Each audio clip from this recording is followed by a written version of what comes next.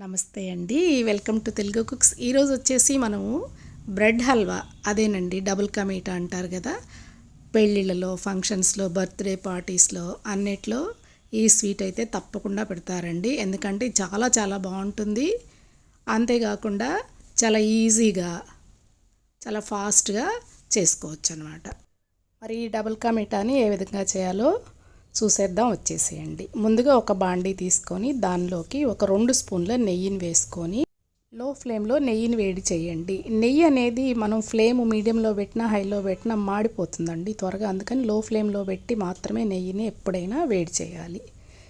నెయ్యి కొంచెం వేడెక్కిన తర్వాత ఇందులో ముందుగా కట్ చేసి పెట్టుకున్నటువంటి బాదం పలుకులు, అదేవిధంగా జీడిపప్పుని వేసి చక్కగా బ్రౌన్ కలర్ వచ్చే వరకు, గోల్డెన్ బ్రౌన్ కలర్ వచ్చే వరకు వేయించండి. కిస్మిస్లు ఉంటే కిస్మిస్ కూడా వేసుకోవచ్చండి. నాకు ఇంట్లో కిస్మిస్ లేవు, అందుకని నేను కిస్మిస్ వేయలేదు. మీ దగ్గర కిస్మిస్ ఉంటే అవి కూడా వేసుకోండి. ఈ విధంగా గోల్డెన్ బ్రౌన్ కలర్కి వచ్చి మంచి అరోమా వస్తుంది. అప్పుడు వీటిని ఒక ప్లేట్లోకి తీసి పక్కన పెట్టేసుకోండి. ఈ విధంగా గోల్డెన్ బ్రౌన్ కలర్ వచ్చి మంచి అరోమా వస్తుంది. ఇప్పుడు నేను వీటిని తీసేసి ప్లేట్లో సపరేట్గా పెట్టాను అన్నమాట. ఇప్పుడు వచ్చేసి బ్రెడ్, ఒక 7 బ్రెడ్ స్లైస్కి తగిన కొలతలు నేను చెప్తున్నానండి. ఒక 7 బ్రెడ్ స్లైస్ని తీసుకొని చుట్టుపక్కల అంచులను కట్ చేసుకొని దానిని ఈ విధంగా 4 పార్ట్స్గా చక్కగా కట్ చేసేసుకోండి. చూసారా, నేను ఈ వీడియోలో ఏ విధంగా చూపించానో ఈ విధంగా కట్ చేసేసి పక్కన పెట్టుకోవాలన్నమాట.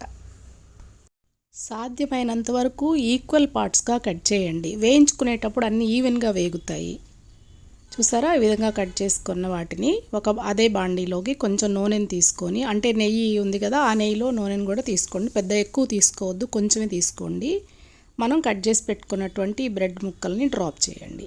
చేసేసి వీటన్నిటిని చక్కగా మంచి గోల్డెన్ బ్రౌన్ కలర్ వచ్చే వరకు వేయించుకోవాలి. జాగ్రత్తగా కలిగి తిప్పుతూ వేయించండి. ఏమాత్రం కొంచెం మనం అశ్రద్ధ చేసినా అవి నల్లగా మాడిపోతాయి, బాగా గట్టిగా తయారవుతాయి అన్నమాట. అందుకని దగ్గరుండి చక్కగా ఆయిల్లో గోల్డెన్ బ్రౌన్ కలర్ వచ్చే వరకు చక్కగా నీట్గా వేయించుకోవాలన్నమాట. దగ్గరుండి ఒక్కొక్క ముక్కని అబ్జర్వ్ చేస్తూ నీట్గా గోల్డెన్ బ్రౌన్ కలర్ వచ్చే వరకు వేయించాలి. ఈ 7 బ్రెడ్ స్లైస్ ముక్కలు ఒకేసారి బాండీలో పట్టలేదండి, అందుకని నేను ఒక 3 బ్యాచెస్గా ఈ బ్రెడ్ ముక్కల్ని అయితే వేయించాను. చూసారా, మంచి కలర్ అయితే మన బ్రెడ్కి వచ్చింది. ఎప్పుడైనా బ్రెడ్ని వేయించేటప్పుడు లో టు మీడియం ఫ్లేమ్లో మాత్రమే వేయించండి, లేదంటే బ్రెడ్ త్వరగా మాడిపోతుంది, నల్లబడుతుంది అన్నమాట. మ్యాక్సిమం లో ఫ్లేమ్లోనే వేయించండి. ఫస్ట్ నూనె కాసుకోండి, తర్వాత ఫ్లేమ్ని మాత్రం మీడియంలో పెట్టి చక్కగా మంచి గోల్డెన్ బ్రౌన్ కలర్ వచ్చే వరకు అయితే వేయించండి. ఇలా వేయించినటువంటి ముక్కల్ని ఒక ప్లేట్లో పెట్టుకోండి. ఈ బాండి ఈ 7 స్లైస్ల బ్రెడ్ ముక్కలు పట్టలేదు, నేను ఒక 3 బ్యాచ్లుగా వేయించి ఈ విధంగా బౌల్లో అయితే పెట్టుకున్నాను అన్నమాట. చూసారా ఎంత మంచి కలర్ వచ్చిందో, ఈ కలర్ రావాలన్నమాట. ఇప్పుడు వచ్చేసి వేరొక బాండీ తీసుకొని దానిలోకి ఒక 100 గ్రామ్స్, 7 బ్రెడ్ స్లైసెస్ ముక్కలకి ఒక 100 గ్రాముల పంచదార కరెక్ట్గా సరిపోతుందండి. అందులో ఒక 100 ml వాటర్ని వేసేసి ఈ పంచదారని చక్కగా ఆ వాటర్లో కరిగించండి.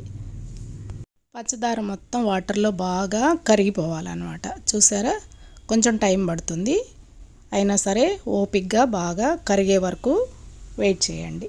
చేసిన తర్వాత ఈ పంచదార పాకానికి ఒక కన్సిస్టెన్సీ రావాలి, పల్చగా ఉండకూడదు. అలా అని పాకం అయితే రాకూడదు అన్నమాట. పల్చగా ఉంటే ఏమవుతుంది, బ్రెడ్ వేసినప్పుడు బ్రెడ్ అంతా విడిలిపోతుంది. ఈ షుగర్ సిరప్ని ఈ విధంగా మనము తీసుకొని 2 ఫింగర్స్ మధ్య పెట్టి అలా టెస్ట్ చేసినట్టయితే ఆ ఫింగర్స్ 2 కొంచెం టచ్ అవుతున్న ఫీలింగ్ అయితే రావాలి. నేనైతే షుగర్ సిరప్ చిక్కబడిందా లేదా అని టెస్ట్ చేశాను, చిక్కబడినట్టు అనిపించలేదండి. అందుకని మరి కొంచెం సేపు బాయిల్ చేసి దాన్ని ఈ విధంగా టచ్ చేసి చూస్తే కొంచెం చిక్కబడిన ఫీలింగ్ అయితే వచ్చేసిందండి. చిక్కబడిన ఫీలింగ్ వచ్చే వరకు అలా పట్టుకొని అలా చూస్తే 2 ఫింగర్స్ కొంచెం టచ్ అవుతున్నట్టు మనకు అనిపించాలన్నమాట. అప్పుడు వచ్చేసి మనం ముందుగా ఫ్రై చేసి పెట్టుకున్నటువంటి బ్రెడ్ ముక్కల్ని వేసేసి ఫ్లేమ్ని లోలో పెట్టేసి ఈ బ్రెడ్ ముక్కలు ఆ షుగర్ సిరప్ని మొత్తం బాగా అబ్జర్వ్ చేసుకునే వరకు ఆ షుగర్ సిరప్లో ఈ బ్రెడ్ ముక్కల్ని బాగా ఉడికించండి. చూసారా, కొంచెం సేపు ఆగిన తర్వాత ఆ సిరప్ని పీల్చుకొని బ్రెడ్ ముక్కలు మెత్తబడతాయి. మెత్తబడినప్పుడు కొంచెం గరిటతో అలా ఒత్తుకుంటూ చిన్న చిన్న ముక్కలుగా కట్ అయ్యేటట్టు జాగ్రత్త తీసుకోండి.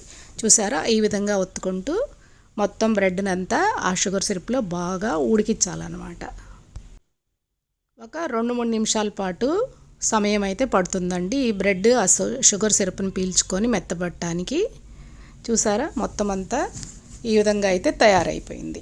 ఇప్పుడు ఈ స్వీట్ని మీరు డబుల్ కా మీఠా చేయాలి అంటే ఇందులో వచ్చేసి ఒక 1/2 కప్పు కాచి చల్లార్చిన పాలనైతే దీనికైతే యాడ్ చేసేసుకోవాలన్నమాట. ఈ పాలను యాడ్ చేసి పాలల్లో కూడా ఈ బ్రెడ్ని ఉడికించాలి. ఈ పాలు వచ్చేసి క్రీమ్ ఉన్న పాలను తీసుకుంటే ఇది అబ్బాయమ్మ కమ్మగా ఉంటుందండి. అంతేకాకుండా కొంతమంది కోవా కూడా కలుపుతారు, ఉంటే అది కూడా కలుపుకోవచ్చు. ఈ క్రీమ్డ్ మిల్క్ని తీసుకోవటం వలన ఈ డబుల్ కా మీఠాకి మరింత రుచి అయితే వస్తుందన్నమాట. చూసారా పాలను కూడా శుభ్రంగా మన బ్రెడ్ అయితే పీల్చుకొని మంచి కన్సిస్టెన్సీ చూసారా, చూస్తుంటేనే అబ్బా ఎమ్మీగా అనిపిస్తూ ఉంది. ఇప్పుడు వచ్చేసి ఈ బ్రెడ్ పాలను మొత్తం చక్కగా అబ్జర్వ్ చేసుకొని మంచి షైనింగ్ని ఇస్తుంది. ఆ సమయంలో వేయించి పెట్టుకున్నటువంటి బాదము జీడిపప్పు పలుకులను వేసేయండి. అదేవిధంగా ఒక 2-3 యాలక్కాయలు దంచి కూడా వేసేసుకోండి, మంచి ఫ్లేవర్ అయితే వస్తుంది.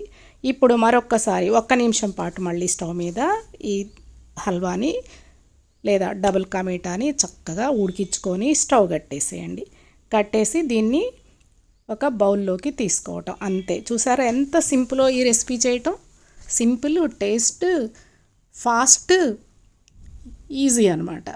తప్పకుండా ట్రై చేయండి. మరి నచ్చిందా అండి ఈ రెసిపీ? నచ్చినట్లయితే మీరు తప్పకుండా నా ఛానల్ని సబ్స్క్రైబ్ చేసుకోండి. అలాగే మీ ఫ్రెండ్స్కి ఫ్యామిలీ మెంబర్స్కి షేర్ చేయండి. మరిన్ని మంచి రెసిపీస్తో మీ ముందు ఉంటానండి. Thank you so much. చూడండి చూస్తుంటేనే ఎంత కలర్ఫుల్గా ఉందో కదా. ఏదైనా సరే ప్రాపర్గా చేయటం నేర్చుకొని చేసామంటే వంట రాని వాళ్ళు కూడా చాలా ఈజీగా ఈ స్వీట్ని అయితే తయారు చేసుకోవచ్చు అనమాట. ఇదేనే కాదు ఏదైనా సరే వంట మనం ప్రాపర్గా దాని మెళుకువలు నేర్చుకొని చేసామంటే మనల్ని కొట్టేవారే ఉండరు వంటలో.